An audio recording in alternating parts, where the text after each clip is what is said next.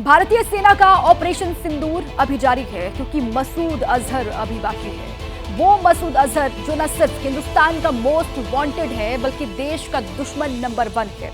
मसूद का भाई मारा जा चुका है, बहनोई और भतीजे का खात्मा हो चुका है और अब पुलवामा के गुनहगार की बारी है।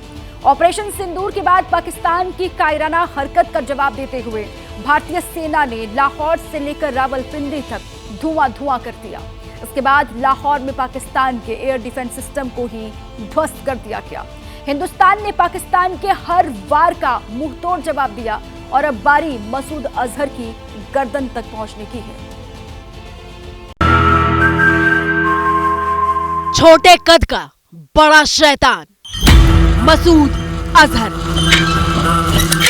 उम्र 58 साल, कद 5 फीट 4 इंच, पहचान माथे पर काला तिल, अरबी, फारसी, उर्दू और पंजाबी भाषाएं जानता है।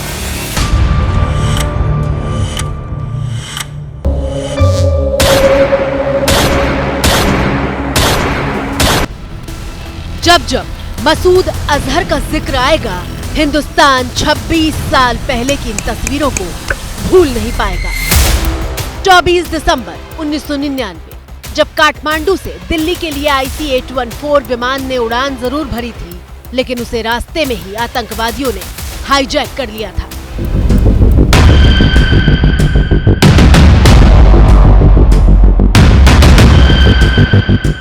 इंडियन एयरलाइंस के विमान में 176 यात्री और 15 क्रू मेंबर्स सवार थे।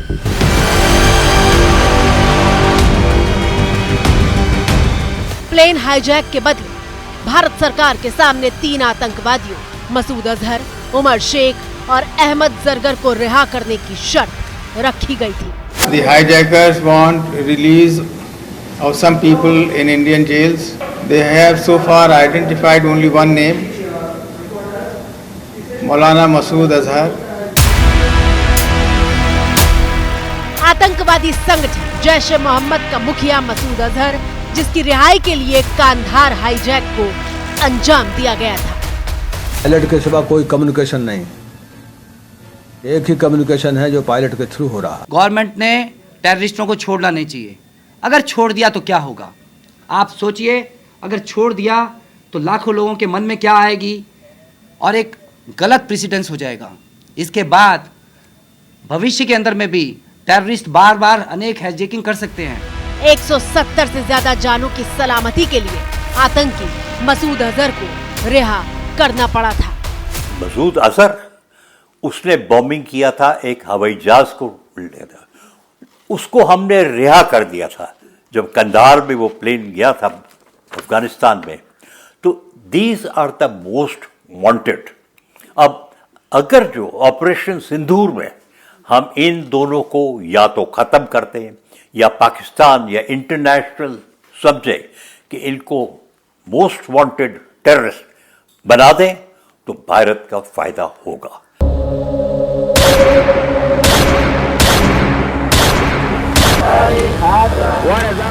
और फिर 25 साल पहले साल 2000 में भारत के कब्जे से छूटने के फौरन बाद ही मसूद अजहर ने आतंकी संगठन जैश ए मोहम्मद का गठन किया था। जैश के सरगना मसूद ने भारत पर सबसे ज्यादा आतंकी हमलों को अंजाम दिया है।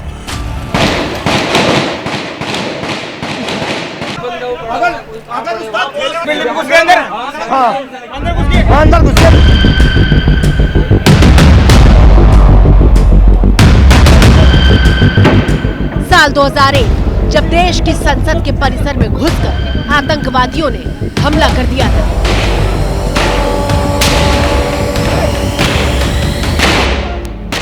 संसद पर आतंकवादी हमले की पटकथा लिखने वाला मसूद अजहर ही था।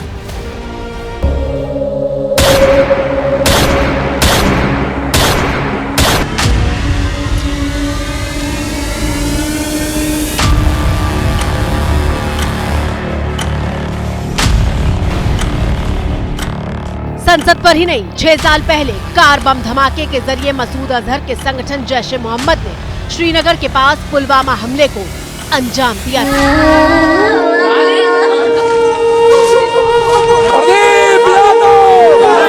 इस हमले में हिंदुस्तान के 40 जवान शहीद हो गए थे।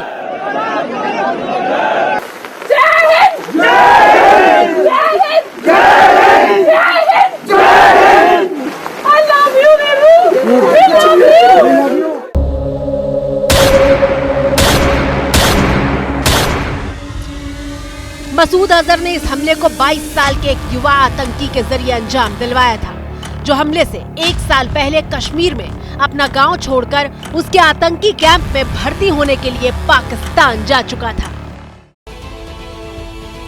पुलवामा अटैक के सिर्फ 1 घंटे के बाद जैश ए मोहम्मद ने न सिर्फ हमले की जिम्मेदारी ली थी, बल्कि हमला करने वाले 22 साल के आतंकी की तस्वीरें भी सोशल मीडिया पर जारी कर दी थी, जो असॉल्ट राइफल के साथ दिखाई दे रहा था। और इस तस्वीर के जरिए मसूद अजहर ने ऐलान किया था कि ऐसे एक नहीं बल्कि हजारों आतंकवादी जैश ए मोहम्मद के ठिकानों पर पल रहे हैं, जो कश्मीर में सुसाइड मिशन को अंजाम दे सकते हैं।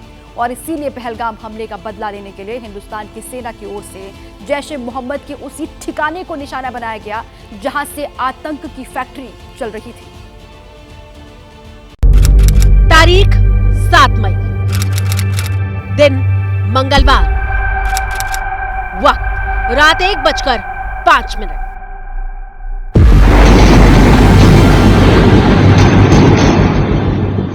वो घड़ी जब हिंदुस्तान के ताबड़तोड़ हमलों से थर्रा उठा था पाकिस्तान।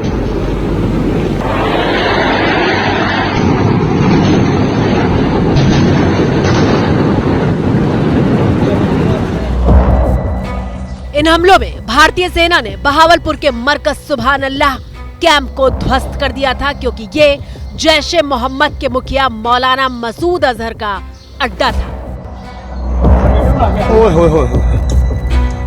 Okay sir.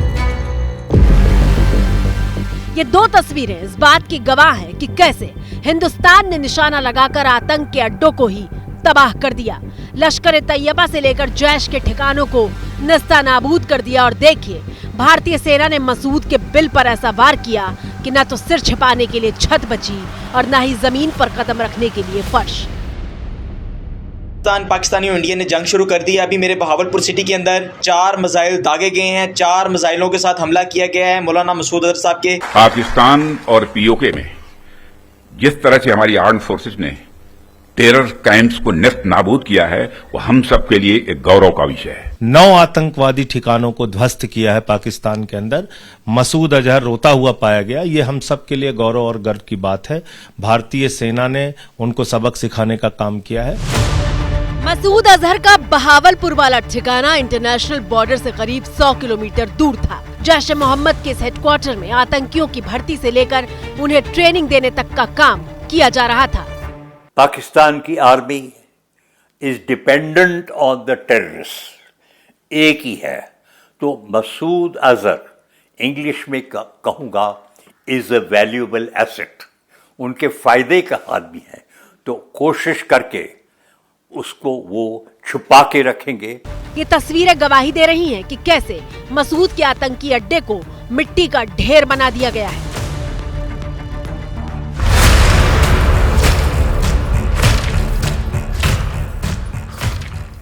ये मसूद का वही ठिकाना है जहां से साल 2019 के पुलवामा अटैक को अंजाम दिया गया था। यहाँ न सिर्फ बड़े बड़े आतंकियों का आना जाना लगा रहता था, बल्कि ये करीब 600 दहशतगर्दों की पनाहगाह था। 2018 में यहाँ एक जिम से लेकर स्विमिंग पूल तक बनाया गया ताकि आतंकियों को गहरे पानी में डाइव करने की ट्रेनिंग दी जा सके। 18 एकड़ में फैले जैश के हेडक्वार्टर की ये सैटेलाइट तस्वीरें बता रही हैं कि हमले में आतंकियों के क्वार्टर से लेकर जैश ए मोहम्मद के आतंक का मदरसा और कमांड सेंटर, जहां मसूद अजहर का पूरा परिवार रहता था, वो चकनाचूर हो चुका है।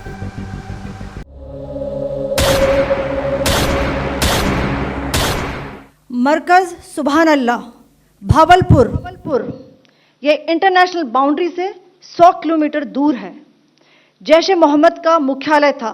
यहाँ पर रिक्रूटमेंट, ट्रेनिंग व इंडोक्ट्रिनेशन का केंद्र भी था। शीर्ष आतंकी अक्सर यहाँ आते थे। भारत के हमले के बाद जैश ए मोहम्मद का सरगना मसूद अजहर कह रहा है कि उसके परिवार के 14 लोगों की जान चली गई है और काश उसकी भी चली जाती। रिपोर्ट्स के मुताबिक भारत के ऑपरेशन सिंदूर के दौरान मसूद अजहर के बहनोई समेत करीब 1 दर्जन करीबी लोगों की मौत हुई है। जैश के ठिकाने पर हुए हमले में भारत के लिए सबसे बड़ी कामयाबी रऊफ असगर की मौत है। रऊफ असगर, जो जैश के मुखिया मसूद अजहर का छोटा भाई है और उसे रिहा कराने के लिए जिस कंधार हाईजैक को अंजाम दिया गया था, रऊफ असगर उसका मास्टरमाइंड था।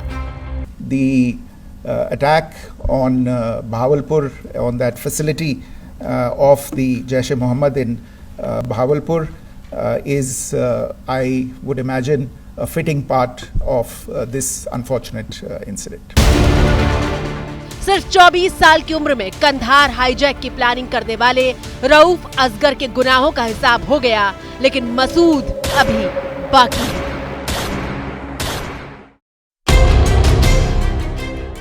अब सवाल पूछा जा रहा है कि अगर भारतीय वायुसेना की एयर स्ट्राइक में मसूद अजहर के परिवार के 14 लोग मारे गए, उसका छोटा भाई रऊफ असगर मारा गया, तो फिर मसूद अजहर कैसे बच गया?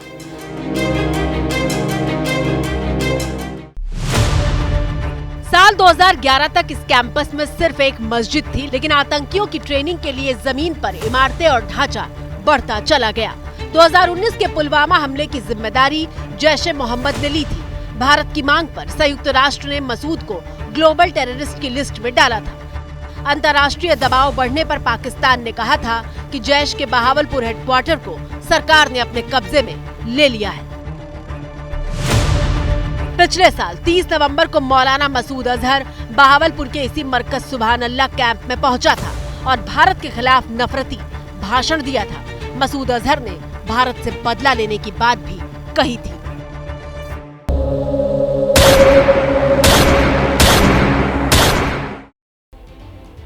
कुछ रिपोर्ट्स बता रही हैं कि पाकिस्तानी सेना ने आतंकी मसूद अजहर की सुरक्षा को बढ़ा दिया था और पहलगाम हमले के बाद पाकिस्तान को ऐसी स्ट्राइक का अंदेशा था और इसीलिए माना जा रहा है कि मसूद अजहर को उसके बहावलपुर वाले ठिकाने से पहले ही शिफ्ट कर दिया गया था। लेकिन मसूद अजहर, तुम कब तक खैर मनाओगे? हिंदुस्तान की सेना तुम्हारे बिल तक पहुंच गई है, बहुत जल्द तुम भी शिकंजे में आओगे। लेकिन अब ये समझने की आवश्यकता है कि मसूद अजहर देश का दुश्मन नंबर 1 कैसे बना और आतंक का इतना बड़ा आका बनने की उसकी पूरी कहानी आखिर है क्या?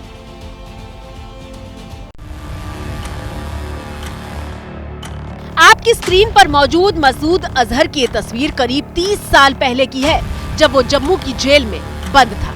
अब आपको वो कहानी बताते हैं कि 30 साल पहले मसूद अजहर हिंदुस्तान के हत्थे कैसे चढ़ा था। साल 1994 जब मसूद अजहर फर्जी पासपोर्ट के जरिए श्रीनगर में सज्जाद अफगानी नाम के आतंकी से मिलने के लिए पहुंचा था, जो सोवियत अफगान युद्ध में शामिल रह चुका था। 11 फरवरी 1994 जब मसूद अजहर सज्जाद अफगानी के साथ किसी मीटिंग से वापस लौट रहा था, तो उनकी गाड़ी का पेट्रोल खत्म हो गया। पेट्रोल लेने के लिए वो ऑटो रिक्शा से पेट्रोल पंप पर पहुंचे, लेकिन सेना ने दोनों को धर दबोचा था और इसके बाद मसूद अजहर को जम्मू की जेल भेज दिया गया था। बताया जाता है कि जम्मू की जेल में रहते हुए मसूद अजहर ने सुरंग खोदकर भी जेल से भागने की कोशिश की थी, लेकिन वो कामयाब नहीं हो पाया था। उससे पहले उसने कोशिश की थी, लेकिन सबसे ज्यादा बड़ी कहानी है, एस्केप तो नहीं हो सका। हमारे जेल में था, फिर दिल्ली में लाया और हमने उसको वापस किया, मसूद अजहर को। मसूद अजहर 20 साल की उम्र में पाकिस्तान के आतंकी एजेंडे में शामिल हुआ था। मसूद अजहर आतंकी संगठन हरकत उल मुजाहिदीन से 1989 में जुड़ा, जब उसकी उम्र सिर्फ 20 साल थी। मसूद अजहर ने कराची से पढ़ाई की थी और हरकत उल मुजाहिदीन ने मसूद अजहर को इसके बाद ट्रेनिंग लेने के लिए अफगानिस्तान के कैंप में भेज दिया था।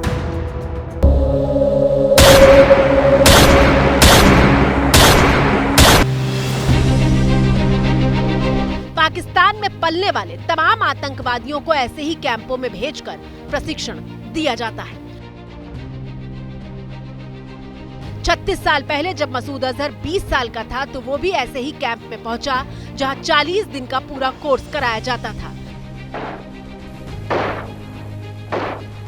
लेकिन ट्रेनिंग देने वाले कमांडरों को मसूद अजहर शारीरिक रूप से बेहद कमजोर लगा था।